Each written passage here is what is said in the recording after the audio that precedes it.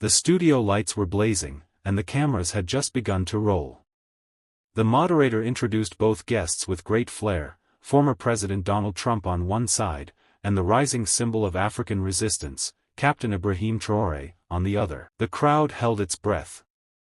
This wasn't going to be a polite exchange. Trump leaned back in his chair, flashing that familiar smug smile. "Look," he said, his voice thick with sarcasm, "this guy? He's just a village soldier, a nobody. We built empires, skyscrapers, satellites. What's he built? A campfire?" Laughter erupted from a few corners of the studio. The moderator tried to cut in, but Trump raised a hand. "Let me finish. We've got the nukes, the banks, the media. Africa still asks us for permission to breathe." Traoré didn't flinch. He didn't blink. He leaned forward slowly, folding his hands on the desk in front of him. His voice was calm, but it echoed like a drumbeat. "A village soldier? That's what I am, yes. A soldier of soil, of roots, of memory." Trump scoffed. "Whatever that means." Traoré's smile was quiet, almost pitying. "You mock villages, but forget that your greatest armies were defeated by farmers. You laugh at us, but history laughs back. Vietnam, Afghanistan, even Iraq. You claim power, but you keep losing to people like me." There was a silence in the studio. The crowd wasn't sure whether to gasp or applaud. Trump's face stiffened. Traoré leaned in. "You want obedience. But all your power can't teach you one simple truth: you can't kill what refuses to kneel." The moderator glanced at the control room, uncertain whether to cut to commercial. After the break, the moderator tried to shift the conversation to diplomacy, but it was already too late. The tension between Trump and Traoré had gripped the studio like a vice. Viewers around the world leaned closer to their screens. Trump straightened his red tie, voice booming again. "Let's be real. Africa has nothing without us. Without our dollars, our deals, our military protection, you'd still be running around barefoot. You think you're winning because you say tough words on TV?" Traoré raised an eyebrow. "The power you brag about isn't strength. It's addiction. You've built a system where nations must beg for their own dignity. You fund wars, then sell the bandages. You talk peace, but profit off chaos." Trump laughed, but there was no warmth in it. "You sound like every other failed leader. Strong words, no results." "I'm not here to impress you," Traoré replied, voice low but steady. "I'm here to remind the world that African lives are not bargaining chips. We are not pawns in your empire's decline. And if you think the same tools of fear will silence us, try again." The moderator asked about development aid, hoping to cool the atmosphere. Traoré shook his head. "Aid wrapped in chains is not charity. It's control." Trump waved his hand dismissively. "You're ungrateful." Traoré leaned forward, unbothered. "And you're unused to being told no." The camera zoomed in slightly. There was no script for this kind of confrontation. "America believes fear equals respect," Traoré continued.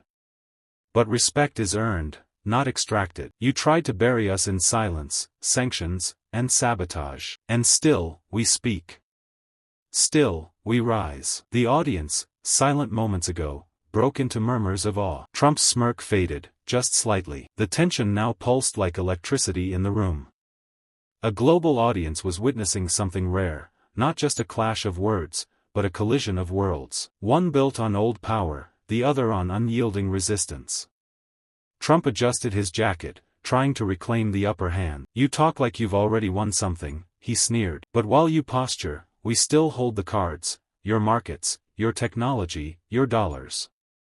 Traoré didn't flinch. "The cards you hold are printed lies," he said. "You built your throne on stolen gold, enslaved hands, and censored history. Now that the silence is broken, the world sees the rot beneath your crown."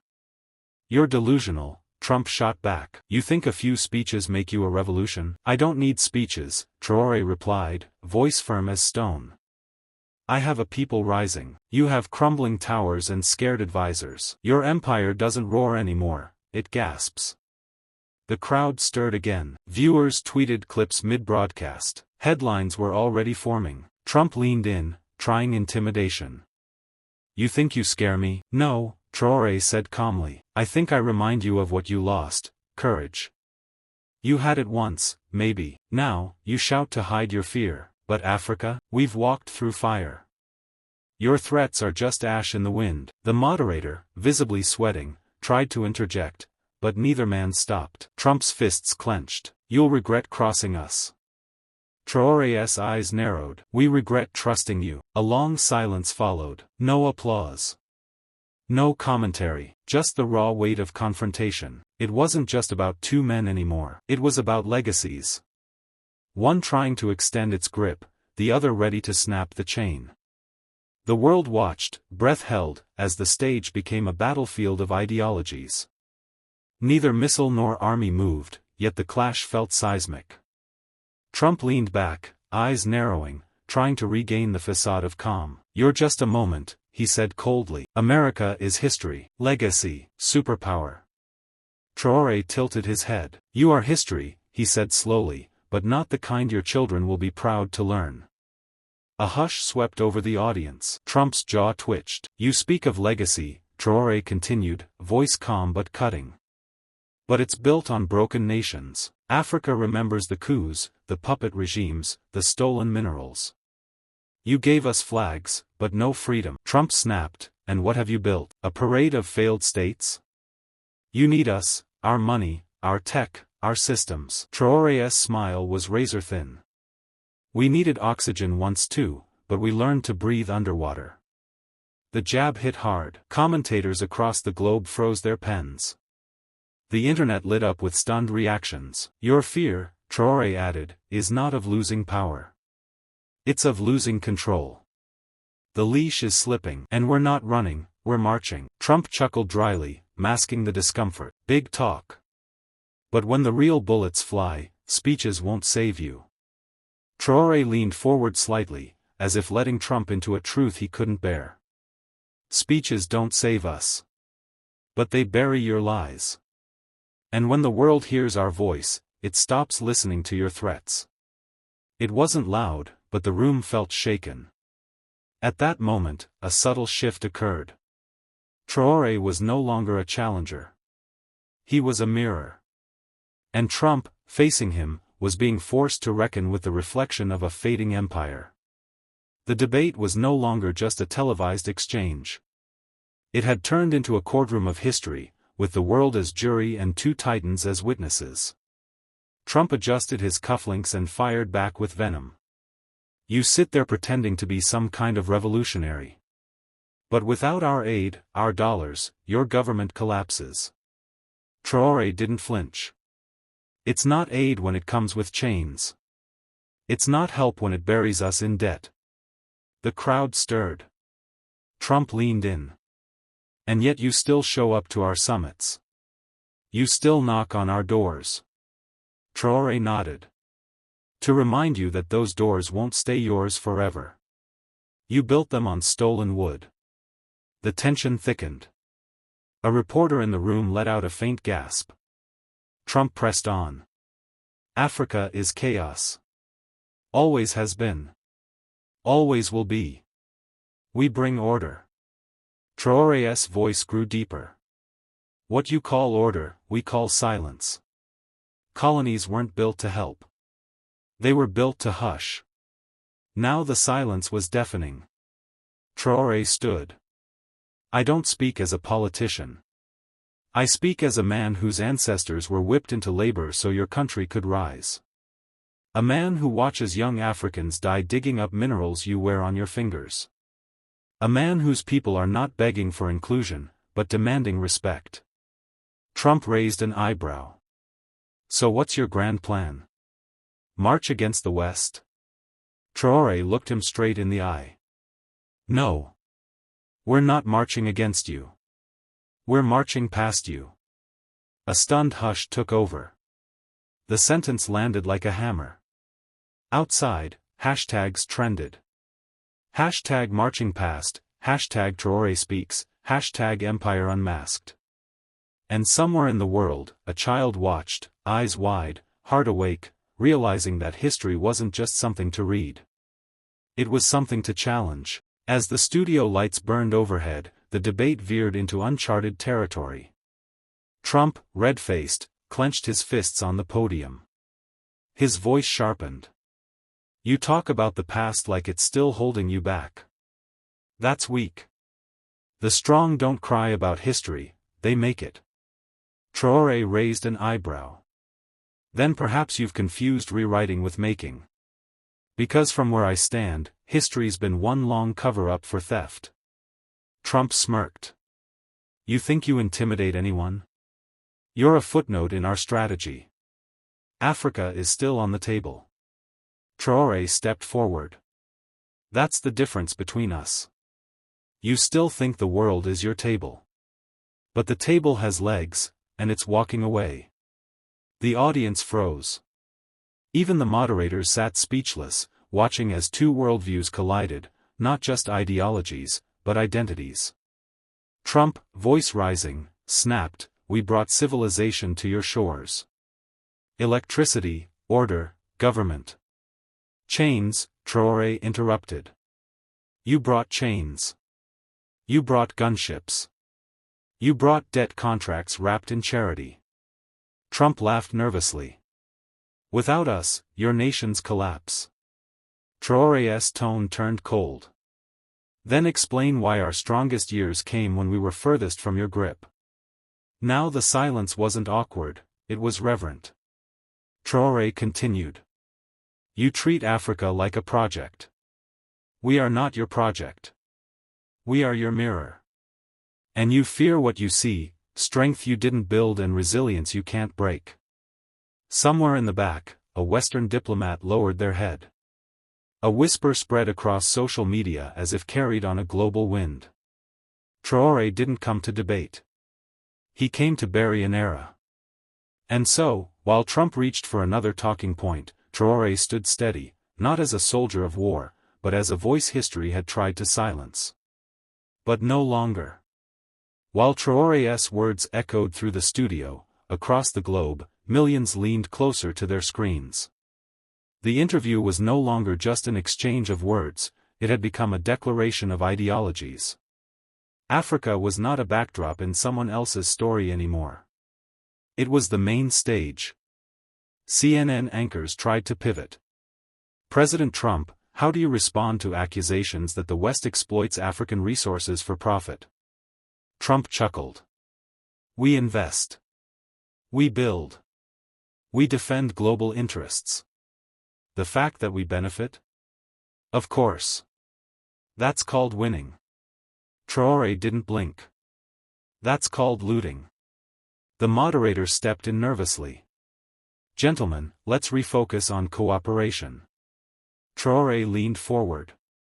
"Cooperation requires consent. And we've never consented to being ruled." Trump leaned back, arms crossed. "You speak boldly for someone whose countries depend on our markets." Traoré smiled. "Markets shift. Power shifts. But dignity? That's non-negotiable." The camera cut to the audience, half stunned, half cheering. Among them, a young African student held up a sign. "We're not waiting to be rescued. We're reclaiming what's ours." On Twitter, #TraorTruth trended globally. Young people from Dakar to Detroit, Lagos to London, posted clips of the confrontation. Some called it the debate that split the sky. Others simply called it justice. At the White House, advisors scrambled. One whispered to Trump, "Sir, we might be losing the narrative." He waved them off. "Let them talk. Let them shout. When it's time to act, they'll fall in line." But Traoré wasn't done. With deliberate calm, he turned to the camera. "To every African child watching this, never let anyone teach you that your worth comes from their approval. We are not shadows. We are the sun." Silence. Trump's smirk faltered. Just for a second. And in that silence, a shift occurred. Subtle, but irreversible. The world, once again, began to tilt. As the debate ended, Trump exited the studio in silence, lips tight, eyes cold. But the damage was done. In Washington, corridors buzzed with unease. At the Pentagon, advisors reviewed the broadcast like war footage. "He's dangerous," one analyst said, pointing to Traoré's final words. He's not just talking to Africans, he's talking to the oppressed everywhere. In Burkina Faso, the streets were alive. Thousands poured out, not in protest, but in pride. Drummers played. Artists painted murals of Traoré facing down global giants. A popular chant echoed. They brought chains. We bring fire. News outlets scrambled to spin. Fox called Traoré a populist playing with fire. BBC labeled the moment a geopolitical earthquake. But none could deny what had happened. For the first time in modern memory, a young African leader had looked a superpower in the eye, and didn't blink. In Paris, Macron reportedly muttered, "Now everyone thinks they can talk back." In Tel Aviv, Netanyahu asked his intelligence chief, "How far will this man go?" And in Moscow, Putin smiled. Finally, he whispered, "Someone speaks the language of defiance." Back in Ouagadougou, Traoré met with his council. No celebration. Just strategy. "This moment is only a spark," he said. "Now we build the fire." A minister asked, "What if they try to cut us off again? Sanctions, blockades, pressure?" Traoré stared at the map of Africa on the wall. "Then let them come. We've survived centuries of theft, famine, and war. We've learned to live without them. Can they live without what we have?" Across the continent, leaders once silent began to speak. Mali. Guinea. Chad. The echo was growing. One tweet from the president of Niger said it plainly. The world is shifting. Traoré lit the match. And in a shadowed room in the State Department, a strategist scribbled 4 words on a whiteboard. Africa will not kneel. The empire was shaking. But this time, it wasn't from bombs. It was from truth. In the heart of Africa, a movement was born. What began as a confrontation between 2 men had ignited something far greater, something unstoppable. Social media was ablaze. The clip of Traoré's final response, "We don't fear empires built on blood," had been translated into 42 languages. TikTokers in Brazil lip-synced his words. Rappers in Detroit sampled his voice. In Soweto, schoolchildren recited his quotes as poetry. In Tokyo, street artists painted his silhouette over maps of Africa wrapped in chains, and breaking them. Meanwhile, in Washington, D.C., the reaction was swift but divided. Some senators called Traoré a threat. Others, surprisingly, said he was a wake-up call. A leaked email from a White House advisor read, "He's not just challenging us. He's exposing us." Yet Traoré remained grounded. He didn't seek celebrity. No speeches. No parades. He met with farmers, engineers, educators, quietly building what he called a sovereign spine. In one meeting with the African Union, a skeptical delegate asked him, "What if they assassinate you?" Traoré smiled. "Then 10 million more will rise. A man can die. A fire cannot." Back in the U.S., Trump, still fuming from the televised exchange, mocked Traoré during a rally. "He's just a soldier with a microphone." But by now, even some of Trump's own supporters were whispering, "Yeah, but he's our kind of soldier." Europe watched in stunned silence. France issued vague statements about dialogue and diplomacy. Germany requested an emergency G7 session on African stability. But the streets said otherwise. Young people held signs that read, "Maybe Africa doesn't need us. Maybe we need Africa." And in Burkina Faso, a mural appeared overnight on the presidential palace wall. It showed Traoré not as a politician, but as a flame, rising above a crumbling statue of colonialism. No signature. No credit. Just 4 words in red paint. Africa never kneels again. The battle wasn't won. The road ahead would be long. But something irreversible had begun. A shift. A roar. A reckoning. And at the center of it all stood a young captain with fire in his eyes. Not to burn the world, but to light the way. The press conference was over, but the real war had just begun. Scott Bessent's team scrambled to clean up the backlash from Traoré's thunderous statement. They tried to twist the narrative, calling him reckless, emotional, a destabilizing force.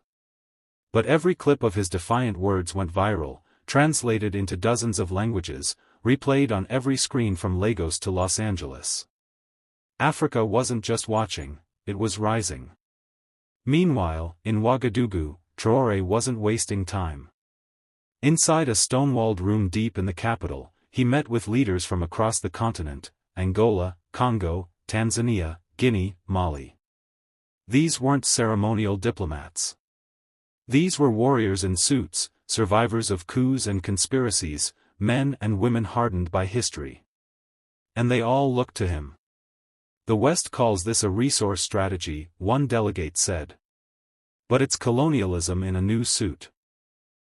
Traoré stood, hands behind his back. Then let them wear their suits to the battlefield, he said coldly.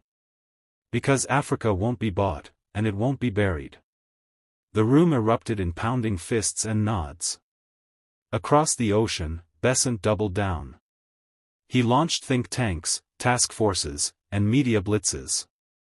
The American public was told that Africa's instability was a threat to global markets, that intervention wasn't greed, but necessity. But Traoré was ready. He issued a continent-wide mining embargo to all foreign private interests. Not a single ounce of cobalt, gold, or lithium would leave without African oversight. Global prices spiked. The West panicked. Tech industries trembled. And still, Traoré stood firm. This isn't just about mines, he told a global forum. It's about memory. About a century of theft, silence, and shame. And now, you call our resistance radical? No. What's radical is thinking we'd let it happen again. The world was learning something Scott Bessent hadn't. You can't colonize the awakened.